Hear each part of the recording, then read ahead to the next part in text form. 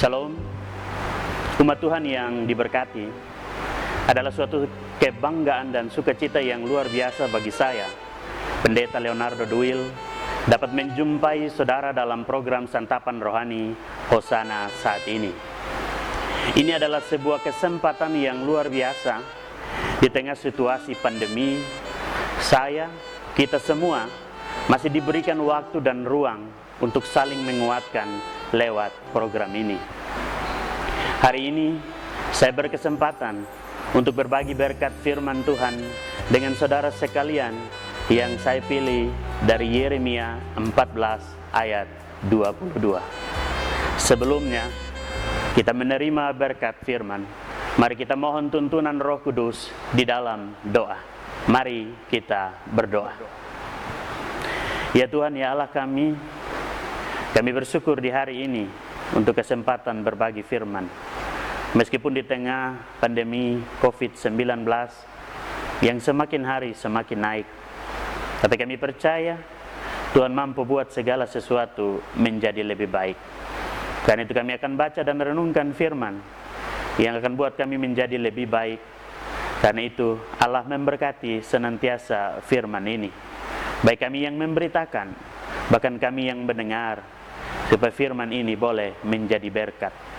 Demi Kristus Yesus, firman yang hidup itu kami berdoa. Amin.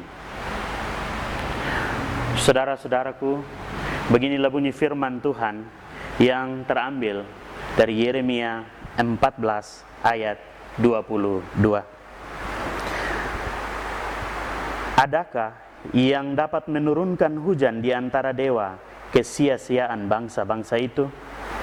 Atau dapatkah langit sendiri memberi hujan lebat? Bukankah hanya Engkau saja, ya Tuhan Allah kami, pengharapan kami, yang membuat semuanya itu? Demikianlah sabda Tuhan. Umat Tuhan yang diberkati Tuhan, sepanjang sejarah, secara nasional bahkan global, kita berada dalam bencana pandemi COVID-19. Di awal tahun 2020, sadar atau tidak, kita menemui begitu banyak persoalan.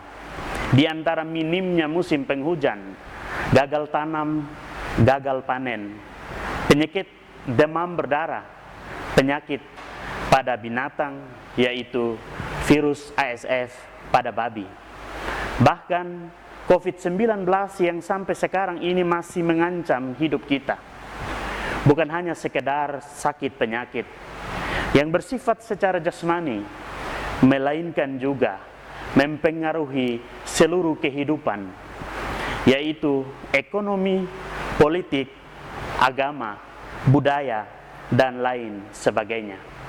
Karena itu, bagaimana orang beriman dapat melihat, merasakan, mengalami atau memaknai akan situasi yang mencekam seluruh aspek hidup manusia? Apakah ini hukuman? Kalau Allah adalah pengasih dan penyayang, mengapa Ia seganas atau seperti meninggalkan kita? Atau ada yang berpikir bahwa dunia ini sudah mau kiamat? Bahasa trennya, siapa mau help?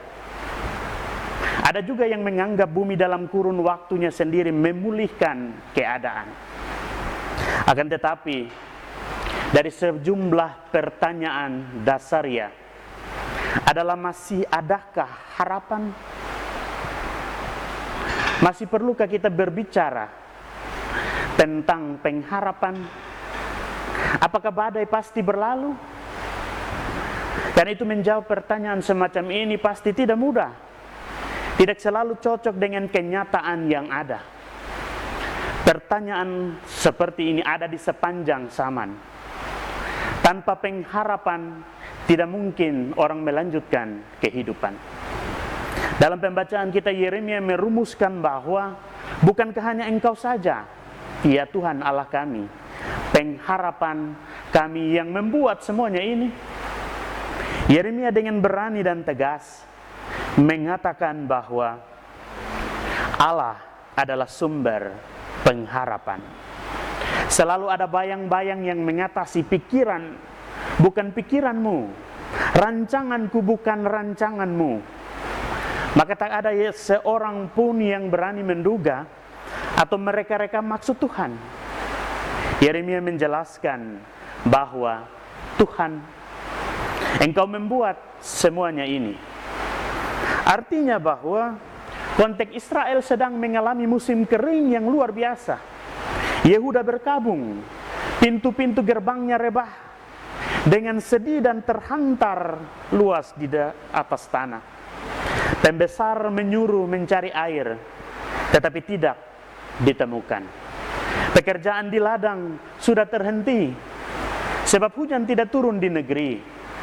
Bahkan rusa betina di padang meninggalkan anaknya yang baru lahir, karena tidak ada rumput muda.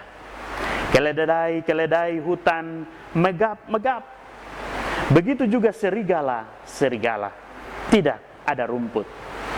Maka makin sempurnalah kekeringan itu dengan segala akibatnya terjadi di dunia binatang, tumbuhan, lingkungan, dan kita manusia. Realitanya, Israel didorong untuk melakukan pengujian diri. Israel menyiasati dirinya sendiri dengan seluruh lika-liku kehidupannya. Banyak kemurtatan kami telah berdosa kepadamu. Perhatikan ini, introspeksi diri, bukan saling menuduh atau mendakwa yang lain sebagai yang paling berdosa. Mereka mengintrospeksi diri, tetapi menghantar mereka pada pengaduan. Mereka mengadu, bahkan menggugat. Allah dianggap mereka sebagai orang asing yang tidak mengindahkan mereka. Padahal Allah adalah Allah Israel. Akulah Allah Abraham, Ishak, dan Yakub. Allah dipandang tidak memperhatikan nasib umatnya. Sekali lagi, banyak hal yang tidak mampu kita pikirkan, dan ada hal-hal yang tidak sanggup kita pahami. Tetapi satu hal yang sangat jelas, bahwa Allah sangat intim dengan manusia. Allah sangat mesra dengan insan yang diciptakan sebagai citranya. Ia adalah Bapa. Hanya kepada Bapa seorang anak dapat mengadu apa saja tanpa tersembunyi. Allah memedulikan kita, sehingga Allah sepertinya bukan menghakimi, tetapi dihakimi. Allah menuduh, tetapi justru dituduh. Allah menggugat, tetapi justru digugat. Bukti yang lain adalah Allah dalam Yesus Kristus. Ia tergantung di kayu salib, menderita dan mati untuk menebus dosa kita. Ya, Allah Kristus itu sedang tergantung. Hanya Allah inilah yang mau dan mampu menolong. Mengapa? Dialah Allah yang turun ke tempat yang paling dalam. Sama seperti Mazmur 23, bahwa Allah berjalan bersama seseorang ke lembah kekelaman. Ya, Allah yang turun ke tempat yang paling dalam. Inilah yang naik ke tempat yang tinggi. Ia menang, ia bangkit. Maka ada pengharapan. Selalu ada sinar baru.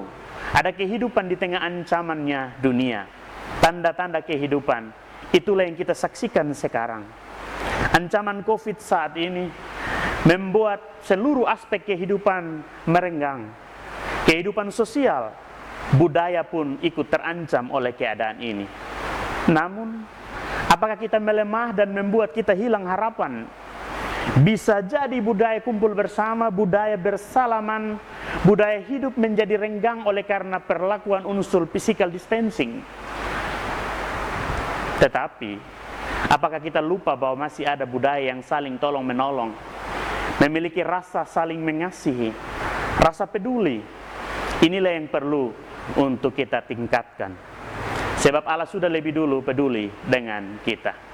Allah sudah lebih dulu memberi kita pengharapan. Tantangannya untuk kita adalah kita tidak boleh jemu-jemu memberitahukan tentang Allah pengharapan kita. Dialah yang berjalan selangkah lebih dulu di depan kita. Inilah yang senantiasa memberikan rasa optimis kepada kita untuk terus berjalan bersama Allah, apapun kesulitan yang kita alami. Tuhan memberkati kita dengan firman-Nya. Amin. Umat Tuhan yang dikasihi, Mari kita nyatakan komitmen kita atas dasar firman Tuhan lewat doa syukur kita. Kita berdoa. Bapa, kami bersyukur, kami berterima kasih, Engkau sangat baik dalam hidup kami. Kami telah ada dalam firman Tuhan ini, kami telah mendengar dan kami juga telah memberitakannya. Kiranya firman Tuhan ini menjadi berkat bagi kami semua di tengah pergumulan dunia ini, yaitu virus ini Tuhan. Kami percaya Tuhan menolong dan memberkati. Amin. Saudara-saudaraku yang dikasihi Tuhan Yesus, demikianlah renungan singkat dalam program Santapan Rohani Hosana saat ini. Semoga Roh Kudus menguatkan dan memampukan kita dalam melakukannya, terlebih di dalam masa-masa sulit sekarang ini. Terima kasih dalam menyaksikan acara ini.